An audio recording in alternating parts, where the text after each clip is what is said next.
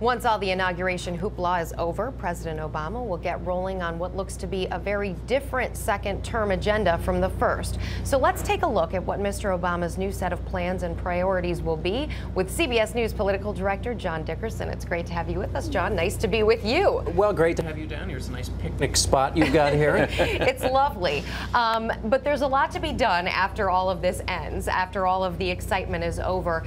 And one of the things that, President Obama's focus has turned to now is gun violence. And I wonder, is that going to be the new health care? Is that going to be the crux of what he needs to accomplish in this second term and wants to? There was some doubt about the president, initially, about the president's commitment to this issue. But now we've seen, he said, I'm going to put everything I can into this. And that doesn't just mean legislatively. There are a variety of different things that are going to try and go through Congress. But his aides say he's going to take it to the country. He's going to be traveling on this issue. He's going to be talking about it in the State of the Union.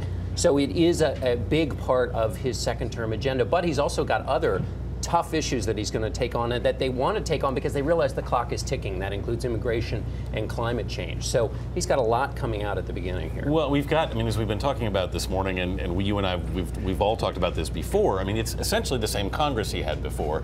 Is he tactically, do you think he's making a mistake here, in terms of setting the mood confrontationally right out of the gate? Here's the thing that he's decided, and we heard it in his press conference this week, which is confrontation has to be the order of the day. He's tried to work with Republicans, and as he said, I could have more parties with them, but it doesn't change the way they behave. And he's made a calculation that basically Republicans are not going to be rude, so they're going to have to be pressured. And so it'll be interesting to see the juxtaposition between his inaugural speech, which will be a kind of let's all come together, and his strategy, which is I'm going to make hard confrontational approaches here and hope that breaks through and get some legislation passed, because the old way didn't work. When you talk about confrontation, though, on the gun debate, it might actually be beyond confrontation within the party. It might actually, what I'm saying is that it may actually be confrontation within his own party in Democrats in certain states where it's not going to fly. Here's what I'd watch for. You're exactly right. Look in the Senate. Senate Democrats in states where it's not full of Democratic voters. There are about 7 to 10 of the 23 Democrats who are up in the Senate who are going to have to take tough votes on that gun legislation, on immigration, on climate change, and they may buck their president, and that'll be tough because in the president's confrontational approach, he's trying to say the Republicans are out of the mainstream. But if the president's got his own Democrats pushing against him, that's a hard argument to make. But at the same time, it seems like you're talking about an actual kind of change in strategy here for the president.